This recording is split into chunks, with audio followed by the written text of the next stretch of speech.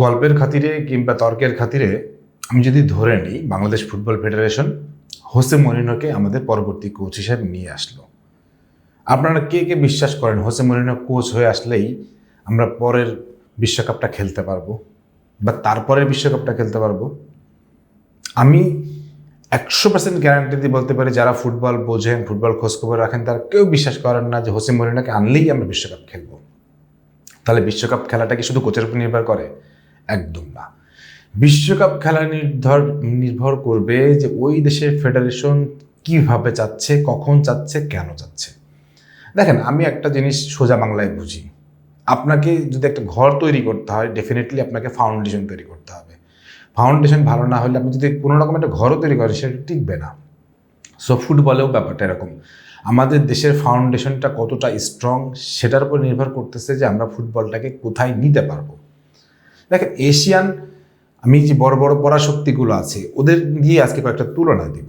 Japan কি করছে? Japan প্রথমেই তারা হাই প্রোফাইল কোনো কোচ আনে নাই। তারা একটা একদম একদম লো মিড বাজেটে একটা কোচ আনছিল এবং সেই কোচকে দিয়ে তারা কি করছে, আন্ডার-23 এবং স্ট্রাকচারাল ডেভেলপমেন্টটা তারা প্রসেস করার পরে যখন তারা আস্তে আস্তে এটা ফল পেতে শুরু করছে, তারপরে গিয়ে তারা ইন্টারন্যাশনাল কোচের দিকে ঝুঁকছে। ইভেন জাপানে অনেক অনেক লোকাল কোচও কাজ করে গেছে। আপনি ইরানের কথা ধরেন, ইরানেও কিন্তু লো মিড রেঞ্জ বাজেটে কোচ আসছিল। তারা মোটামুটি তাদের স্ট্রাকচার ঠিক করছে, ডিফেন্সিভ কোয়ালিটিটা মেনটেন করে দিছে। ইরানে মোটামুটি একটা কোয়ালিটি মেনটেনই করছিল সবসময়। কিন্তু কার্লোস কুইরোজ খুবই একজন নামী কোচ, তিনি আসার পরে যেটা করলেন, তিনি হচ্ছে যে একটু রিশেপ করলেন, রিঅ্যারেঞ্জমেন্ট করলেন। ইরান তারপর কেমন দল হয়ে গেল সেটা দেখতে পেলেন। আপনি যদি থাইল্যান্ডের কথা বলেন, উজবেকিস্তানের কথা বলেন, যারা এবার বিশ্বকাপ খেলবে, তারা সবাই কিন্তু শুরুতে কিন্তু মোটামুটি অখ্যাত কোচ দিয়েই শুরু করছিল। কিন্তু ওই যে বললাম ডেভেলপমেন্ট প্রসেসটা তারা ঠিক রাখছিল। তারপরে তাদের ফুটবল ইকোসিস্টেমটা তারা মেনটেন করছিল।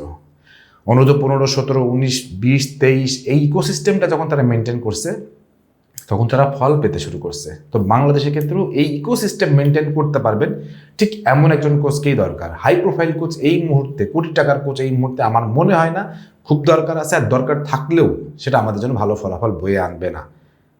আমি এই ব্যাখ্যাটা আজকে যখন করতেছি, তখন আপনারা নিশ্চয়ই অনেকেই বিরক্ত হতে পারেন, অনেকেই চিন্তার খোরাক হতে পারে। কিন্তু আমি বলবো ভিডিওটা পুরোটা দেখেন, আপনারা বাস্তবতা বুঝতে পারবেন। দেখেন, এখন বিষয়টা হচ্ছে যে আমাদের যদি ফাউন্ডেশন বা বেস যদি ভালোই হইতো, তাহলে কি আমরা প্রবাসী ফুটবলার দিকে ঝুঁকতাম? আপনি অন্যান্য দেশগুলোকে দেখেন, মানে আমাদের এশিয়ার দেখেন, তারা সবাই কি প্রবাসী ফুটবলার দিকেই ঝুঁকছে? জাপানের অনেক লোকাল প্লেয়ার কিন্তু প্রবাসে গিয়ে খেলে। দ্যাটস মিন তাদের ওই কোয়ালিটি ফুটবলার তৈরি হচ্ছে, প্রসেস হচ্ছে। তো বাংলাদেশে আর কতদিন আমরা প্রবাসী ফুটবলার নিয়ে এসে আমাদের টিম গঠন করব? এটা তো কোনো ইকোসিস্টেমের মধ্যে পড়তেছে না। সো আমাদের যদি ইকোসিস্টেমকে বিল্ড করতে হয়, তাহলে আমাদের নিজেদের ফুটবল ক্যাপাসিটি, নিজেদের ফুটবল প্রসেসটাকে ঠিক করতে হবে। আপনি অনূর্ধ্ব 15, অনূর্ধ্ব 17, 19, 20, 23 এই যে মানে আমাদের যে পাইপলাইনগুলো আছে, এই পাইপলাইনে আপনি কেমন খেলোয়াড় নির্ধারণ করেন, কেমন খেলোয়াড় বাছাই করেন? দেখেন, আমি যতটুকু খোঁজখবর রাখি, এই বইগুলো বাছাই হয় কি, 64টি জেলা থেকে আপনি খুঁজে কয়েকজনকে নিয়ে আসেন, নাম ডাক শোনা যায় বা কয়েকজনকে আপনি জানেন বুঝেন, তাদেরকে নিয়ে আসেন, 5 দিনের একটা ক্যাম্প করান, তারপরে সাফে খেলতে পাঠান, তারপরে এফসিতে খেলতে পাঠান। Is this football? এটা কি আসলেই ফুটবল? অনূর্ধ্ব 17 তো তাই, অনূর্ধ্ব 19 তাই। আপনি এদের জন্য কোন পাইপলাইন রেডি করছেন? আপনি ডিস্ট্রিক্ট পর্যায়ে যে খেলাগুলো হয় সেগুলোর মান নির্ধারণ করছেন, সেগুলোর পিচ নির্ধারণ করছেন, সেগুলোর সিস্টেম নির্ধারণ করছেন? আমরা যে বারবার বলে আসতেছি লিগের মান উন্নয়ন করো, মাঠ উন্নয়ন করো, এটা উন্নয়ন করো, সেটা উন্নয়ন করো, সবই তো এই ফাউন্ডেশন। এই ফাউন্ডেশন নিয়ে আপনি কাজ করতেছেন না। কিন্তু কোচ নিয়ে যখন আপনি কাজ করতে চাইবেন, তখন ডেফিনেটলি আপনাকে আগে ফাউন্ডেশনটা ঠিক করতে হবে। হোসে মরিনোকে যদি নিয়ে এসে আমাদের ডাগটে বসাই দেওয়া হয়, সে সর্বোচ্চ 2 দিন 5 দিন করবে, করার পরে বলবে যে না, আমার পক্ষে সম্ভব না, আমি এটা করতে চাচ্ছি না, আমার এটা করার ইচ্ছা নাই। কারণ কি, সে সেটা খুব ভালো করেই জানে যে আমি কি করতে আসছি, কি করতে পারতাম, কি করতে পারবো।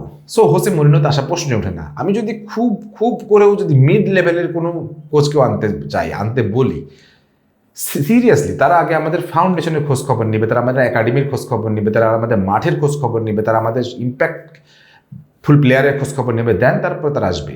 শুধু টাকা দিলে সব কোচ আসে না, শুধু টাকা দিলে সব কিছু হয় না। যদি তাই হইতো, তাহলে রিয়াল মাদ্রিদ প্রতি বছর একটা করে কোচ চেঞ্জ করতে পারতো। They have lots of money. হ্যাঁ, এখানে প্যাশনের ব্যাপার আছে, এখানে আপনার প্রোফাইল টু প্রোফাইল ম্যানেজ করার ব্যাপার আছে। সো ওই জায়গা থেকে চিন্তা করলে আপনি চাইলেই এই দেশে শুধু ফুটবল কোচ দিয়ে একটা দেশ পরিবর্তন করে দিতে পারবেন না, দেশে খেলা পরিবর্তন করে দিতে পারবেন না। যেটা আপনাকে করতে হবে সেটা হচ্ছে ফুটবলের ইকোসিস্টেম রেডি করতে হবে, ফুটবলের ফাউন্ডেশন তৈরি করতে হবে, এবং ফুটবল সে ফাউন্ডেশন তৈরি করতে গেলে আমাদের কি কি ইনফ্রাস্ট্রাকচার তৈরি করতে হবে সেগুলোতে মনোযোগ দিতে হবে। এখন ব্যাপারটা হচ্ছে যে আমি রিসেন্টলি যেটা দেখতে পাচ্ছি সেটা হচ্ছে যে বাফুফে যখন কোচিং প্যানেল মানে সোর্সিংয়ের জন্য যখন তারা কল করলো, তারা প্রথমে 5 বছরের ন্যাশনাল অভিজ্ঞতার কথা বলে তারপরে সেটা উধাও করে দিছে। কেন এটা উধাও করে দিলেন? আমাদের প্রশ্নটা হচ্ছে এখানে এই যে আমরা ভালো কোচ চাই না, কোটি কোটি দামের কোচ চাই না, কিন্তু একজন মোটামুটি মানের কোচ তো চাই। তো উনাকে মানে এই 5 বছরের ন্যাশনাল অভিজ্ঞতাটা কেন উধাও করে দিলেন?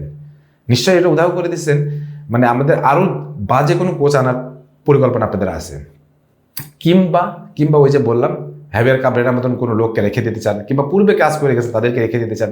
এরকম লোককে হয়তো আপনি সুযোগ সুবিধা দেওয়ার জন্য ওই জিনিসটা আপনি তুলে দিচ্ছেন, ওই অভিজ্ঞতাটা লাগবে না।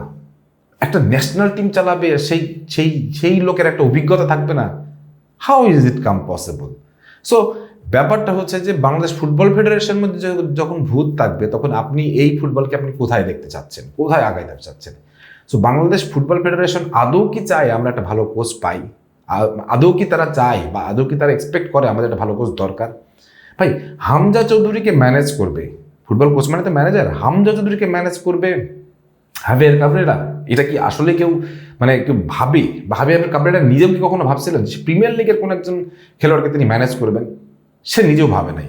দ্যাটস মিন আমাদের যে রিসোর্সেসগুলো আছে সেই রিসোর্সগুলোকে ম্যানেজ করার জন্য যে পরিমাণ একটা দুর্দান্ত মানে একটা মিড লেভেল কোচও দরকার, সেটা ম্যানেজ করতে গেলেও ফুটবল ফেডারেশনকে যে পরিমাণ মানে ইচ্ছাটা পোষণ করতে হবে সেটা তিনি করতেছেন না। দ্যাটস মিন ওনারা কোনো রকম একটা দায়সার একটা কোচ দিয়ে শেষ করে দিবেন, কারণ ওনারা বলবেন যে এর বাইরে আমরা কোনো অপশন পাইনি। আমার কত ওয়েট করেন, দরকার লোকাল যেগুলো আমাদের কোচ আছে খুবই খারাপ, তারপর লোকাল দিয়ে কাজ চালান 2 মাস পরে আপনি ম্যানেজ করেন, আপনাকে আজকেই করতে হবে, ব্যাপারটা এরকম না। সো সব কিছু মিলে আমার কাছে মনে হচ্ছে বাংলাদেশ ফুটবল ফেডারেশন আসলে চায় কিনা। এশিয়ার পরাশক্তিগুলোর দিকে চাকান, তারা কিভাবে তাদের ডেভেলপমেন্ট প্রসেস করছে, ডেভেলপমেন্ট প্রসেস করার পরে তারা বিশ্বকাপে খেলে। সো এই প্রসেসগুলো দেখেন, প্রসেসগুলো দেখার পর আপনি চিন্তা করেন। আপনি কোনো কিছু চিন্তা করবেন না, সব কিছু শুধু মনে করবেন যে আমি হচ্ছে যে দায়সারা কোনো একটা কাজ করলাম, করে এড়াই গেলাম। বাংলাদেশ ফুটবল ফেডারেশন স্টিল দায়সারা কাজগুলোই করে যাচ্ছে। কোচিংয়ের যেই অভিজ্ঞতাটা তুলে দেওয়াটা আমার মনে হয় সেটার একটা বড় কারণ হতে পারে।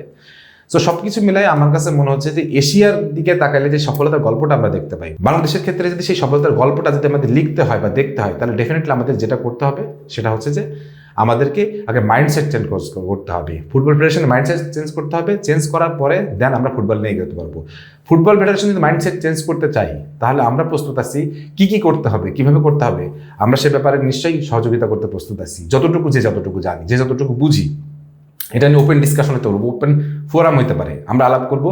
ফুটবল ফেডারেশন আমাদের যদি একটা পরামর্শ যদি তাদের মনে হয় যে তাদের প্রয়োজন, সেটা তারা নিতে পারে। কিন্তু মূল কথা হচ্ছে সন্তানকে ঠিক করতে হলে আগে বাবাকে ঠিক হইতে হবে।